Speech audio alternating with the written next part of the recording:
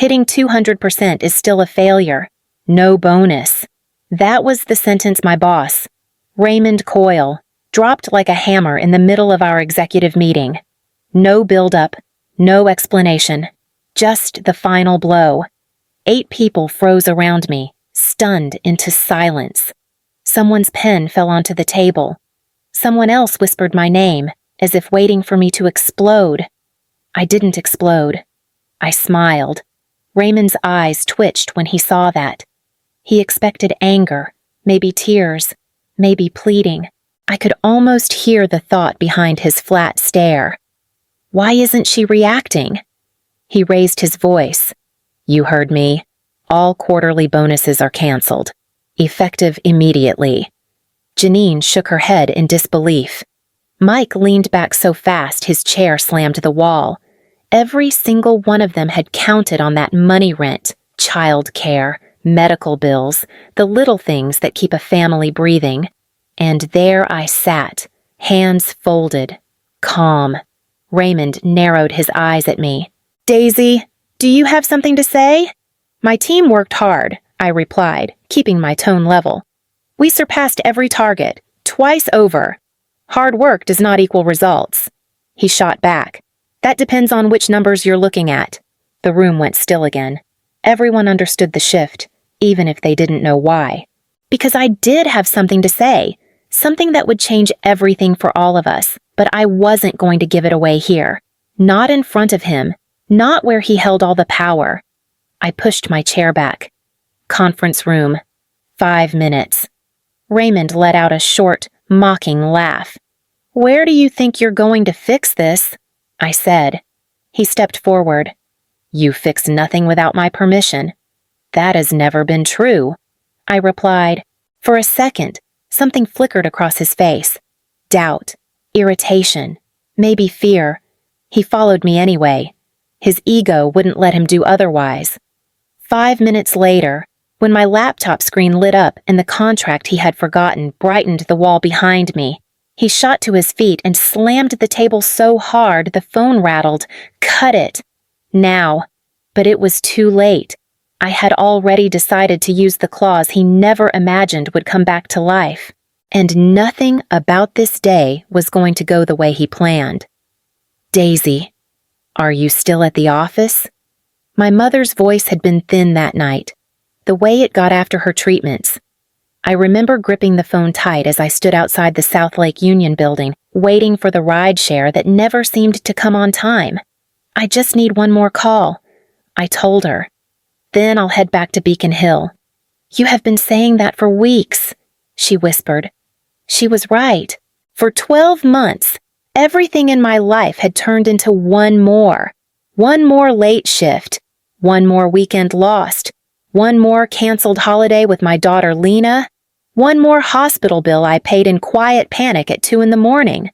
Janine once caught me staring at my laptop after a 70-hour week. You look like you're about to fold, she said softly. I cannot fold. I answered her. Not until this quarter ends. That bonus is the only thing keeping half of us standing, she replied. It was true. Rent had gone up again. My mother's treatment costs had climbed into the tens of thousands. Lena's school kept sending reminders about overdue program fees. The bonus was not a luxury. It was survival. Some nights, Mike and I stayed in the conference room long after everyone left, dialing clients on opposite ends of the table. You think we can keep this pace, he asked. We do not have a choice, I told him. Other evenings, I carried Lena through the front door after a 12-hour day, and she would press her face into my shoulder. You smell like the office again, she mumbled. I know, sweetheart. I am trying. The truth was, I had started waking up before dawn with a knot in my chest, wondering if I could hold everything together another month. Every ride from Beacon Hill to South Lake Union felt like a negotiation with myself. Just get through today. Just push harder. But somewhere along the way, something inside me stopped believing that pushing harder would save us. And that was when the idea of using what I had left my contract began to take shape. 6 years earlier, I sat across from the HR manager in our old Pioneer Square office, clutching a folder like it was the only thing keeping me upright. I had been a receptionist for barely a year when she said, "Daisy, we want to move you into junior sales. The promotion comes with a new contract." I nodded, trying to look confident. Inside, I was panicking. My mother had just lost her job. Lena was barely 4. I needed every dollar I could get. "Take your time," the HR manager added. "Look it over. Sign when you are ready." I carried the contract to my cousin's apartment that night. He was a labor attorney with a reputation for catching details no one else bothered to read. He flipped through the pages. "They rewrite these things every year," he said. "Yours is one of the older templates. That is not a bad thing." "What does that mean for me?" I asked. "It means you can negotiate something bigger before they modernize it." He tapped a blank space under the performance section. "Ask for a guaranteed bonus clause.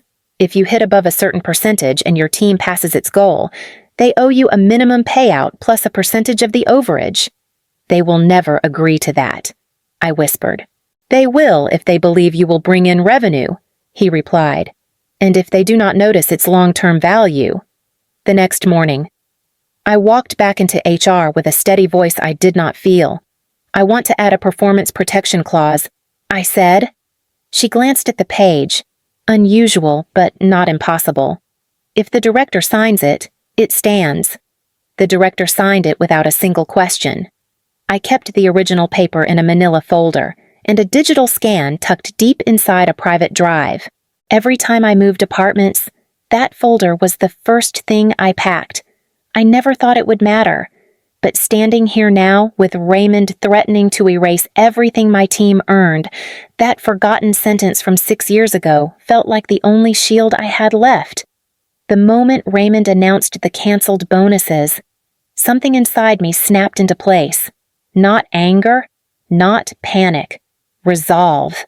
I pushed back my chair and stood. Conference room. 5 minutes. My voice wasn't loud, but the team reacted instantly. Janine straightened in her seat. Mike stopped muttering under his breath. They all recognized that tone. It was the same one I used right before landing multi-million-dollar contracts, the one that meant I had decided the outcome before anyone else knew what it was. Raymond let out a short, condescending laugh. "Is that an order now?" "It is an invitation," I said. "You should come. I do not take instructions from you. You do not have to," I replied, "but you will be there." He stared at me like he was trying to figure out who gave me the right to speak with that kind of certainty. His ego wouldn't let him stay behind. He finally muttered, "Fine. 5 minutes." As I turned to leave, Mike whispered, "Daisy, do you have something?" "Not something," I said quietly. "Enough." In the hallway, my hands trembled just enough that I had to tuck them behind my laptop. I kept walking. I could not show fear now, not after a year of watching my team break themselves to keep this company afloat. Inside the elevator, I opened my phone, typed a message, and hit send. Subject urgent, performance clause breach. Graham, I need you on that call. 5 minutes. Daisy Graham Whitlock, our CEO, did not attend many internal meetings, but he monitored risk like a hawk. If he read that subject line, he would join. Raymond entered the elevator behind me, still brimming with arrogance. "Whatever stunt you think you are pulling, it ends today." "I agree," I said. The doors opened to the executive floor. My heart pounded once, hard, but I kept moving. Everything I carried with me every late night, every bill, every promise to my daughter walked into that room too. One choice, made in 5 minutes, was about to change the course of our future. Raymond and I stepped into the executive conference room at the same time. I set my laptop on the table, opened it, and waited. 30 seconds later, the screen on the wall flickered alive. Daisy Graham Whitlock's voice filled the room, calm but alert. He appeared in a small video window, wearing a sweatshirt instead of a suit. "Your message sounded urgent." Raymond jumped in before I could speak. Graham, there is no emergency. Daisy is upset about the revised compensation structure. I can handle it. Graham raised an eyebrow. Then, why am I here? I clicked the trackpad. Because this is not a misunderstanding. It is a violation, Raymond scoffed. Daisy, do not embarrass yourself. I am not embarrassed. I said. I am prepared. I opened the contract PDF, dragging it to the shared screen. The title page appeared, then the date, then my signature. Graham leaned closer. Raymond took a step forward. Turn it off. I ignored him and zoomed into Section 7. My cursor highlighted the clause I had negotiated 6 years earlier. If the employee exceeds individual targets by at least 150% and the team surpasses all collective goals, a guaranteed minimum bonus plus an additional percentage of overperformance shall be paid. Graham exhaled. That is not in any current contract. Exactly. I said. Raymond slapped his hand on the table. Cut it. Now, Daisy, shut that down. Graham's tone sharpened. Raymond, why are you raising your voice? This is old paperwork, Raymond snapped. Irrelevant. She is twisting it. I am reading it. I replied, word for word. A notification pinged on the side of the screen. An email from HR confirmation. The contract is valid and binding. No amendments filed. Graham folded his arms. Raymond, we need to talk about why you attempted to suppress this. Raymond's jaw locked. My pulse pounded once, steady and certain.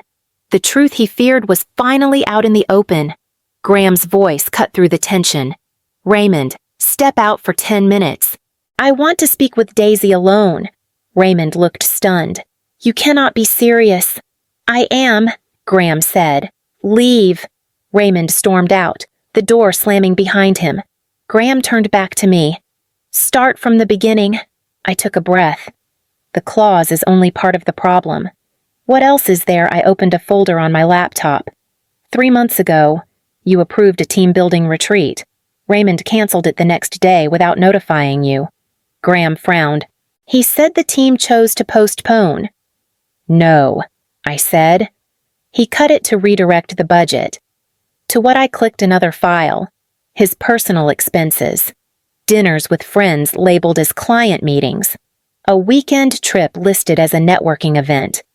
Graham's mouth tightened. How much several $1,000s? I said. He leaned back. Go on. Then the software upgrade. The sales platform that would have increased our efficiency by at least 30%. He denied it. He told me it was unnecessary. He denied it the same week he spent company funds redecorating his office. Graham shook his head slowly. This is worse than I expected. There is more, I said quietly. Messages he sent to department leads? I opened screenshots from Slack. Graham read them quickly, his jaw clenching. He asked managers to adjust reporting numbers. I said, to make budget cuts look justified. That is falsification. Graham muttered, and he pressured them. They were afraid to push back. Graham closed his eyes for a moment. This is no longer about bonuses. This is structural damage. I nodded, feeling the weight of it settle between us. He has been hiding behind policy, but the truth shows every decision for what it was.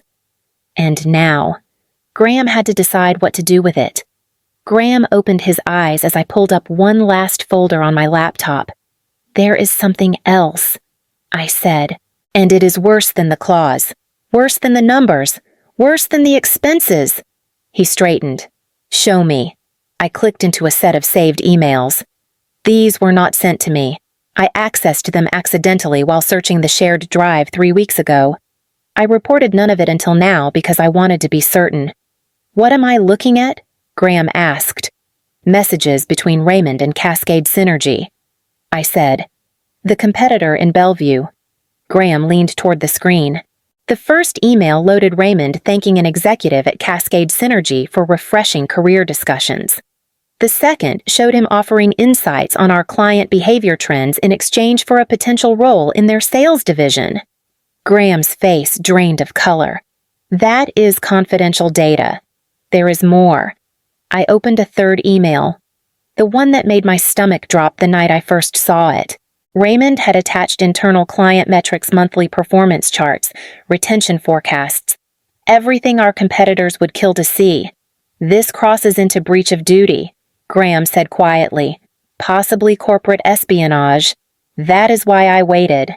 I needed it to be more than rumor or suspicion. He ran a hand over his mouth. How far does this go? I clicked another file. Our sales team is already being targeted. 3 of our top reps were approached by competitors in the last 2 weeks. They sense instability. They told you this directly. Yes, and they are close to leaving. If they go, more will follow. Graham stared at the screen. If this unravels, we lose our entire sales engine.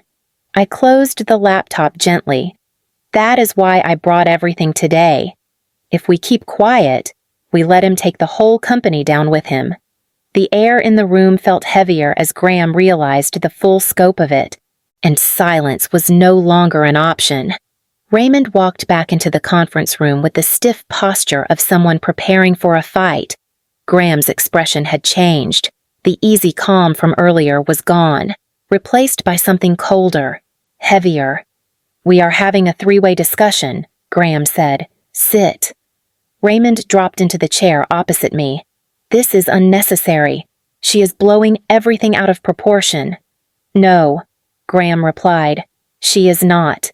Daisy, present your recommendation." My hands rested on the table. They were steady now. "I want the bonuses restored," I said, "all of them. And I want additional compensation for the stress and disruption. Our team earned it." Raymond barked a laugh. "Absolutely not. You do not dictate morale policy," I continued, ignoring him. "Next, temporary removal of Raymond's financial authority. No expense approvals. No budget control. You cannot strip a vice president of authority over hearsay." Raymond snapped. "It is not hearsay," I said. "The documentation speaks for itself." Graham nodded. "Continue. Daisy, we established transparent metrics for all future bonuses. Clear formulas. No arbitrary cuts. Everyone will know exactly where they stand before each quarter ends." Raymond leaned forward. "This is a power grab. This is structure," I answered. And the final point Graham asked. I met both their eyes. "Appoint me as acting sales director.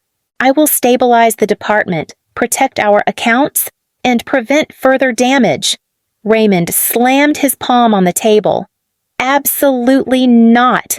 She is a mid-level employee. She is the only one who has shown me the truth." Graham cut in. "And the only one who has done her job today." Raymond froze. Graham stood. "Your arguments are invalid. An immediate internal audit begins today. Daisy, your proposal is approved in full, for the first time all day." Raymond had nothing left to say. Justice had begun its shift from confrontation to reconstruction. 2 days after the meeting, the office felt unnaturally calm. No shouting from corner offices, no abrupt policy emails, just a silence that seemed to wait for something to break. I was onboarding 2 new clients when Janine rushed into my workspace. "Daisy, they are here," she whispered. "The audit team. From the merger group." I looked up. Already they walked straight into Raymond's office with a list of everything they need. A moment later, I heard heavy footsteps in the hallway and the low, firm voices of the auditors. I stayed where I was. My job now was to keep revenue steady, not hover over the fallout. Across the floor, Mike approached me quietly. They asked for all financial logs tied to his approvals. Every single one. Graham told them. I said, "More like warned them." He replied. By midday, I saw the audit team pass my desk again, expressionless, folders thick with printed records. Raymond followed a few steps behind, pale, jaw clenched, saying nothing, not even looking at me. He disappeared into a meeting room with the auditors. The door shut. No raised voices leaked out. That silence was worse than shouting. I finished my calls, sent signed agreements to 2 new clients, and focused on stabilizing the numbers. When I stepped into the hallway, Graham was waiting. "It is done," he said. "Your vice president will not be approving anything further. He is being reassigned," where I asked quietly, "Tacoma Satellite Office. Non-decision role, no budget authority." It was not a firing, but it was an ending. Later that week, I gathered the team. "I'm starting a contract literacy group," I told them. "If anyone wants help reviewing terms, negotiating clauses, or understanding their rights, come to me. We are not going through this again." The quiet was no longer fear. It was rebuilding. 1 month later, the office felt different. Not fixed, not perfect, just steadier. Like the ground had finally stopped shaking. Our bonuses were restored, including the additional compensation Graham approved. When Mike walked over with his check, he said, "I can finally breathe again." Janine hugged me so tightly I could barely lift my arms. My own relief was quieter. Rent was secure for the next few months. My mother's treatment plan finally had room to move forward. Lena's school fees no longer kept me awake at night. Every part of my life that had been teetering felt held. Graham called me into his office near the end of the quarter. "I want you to take the senior executive role," he said. "Official title, full authority." "I appreciate it," I replied, "but that is not the direction I am going." He blinked. "You are turning it down. I want to build something different," I said. "A contract literacy program, workshops, internal mentoring, a place where employees can bring questions before they become crises. That is where I can do the most good." Graham nodded slowly. "All right. Then I support it fully." I thought that was the end of the surprises, but the audit division requested a meeting 2 days later. One of the leads said, "We are creating a new risk prevention workflow. Your documentation process is exactly what we want to build across departments. Will you help us design it?" "Yes," I said, this time without hesitation. That evening at home, Lena brought me a form for her science club. "Mom, can you help me read this? I want to know what I am signing." I pulled her onto the couch. Of course. We always read agreements. She traced each line with her finger while I guided her through the words. She smiled when she understood them. It felt like the first brick in a new foundation one built to last.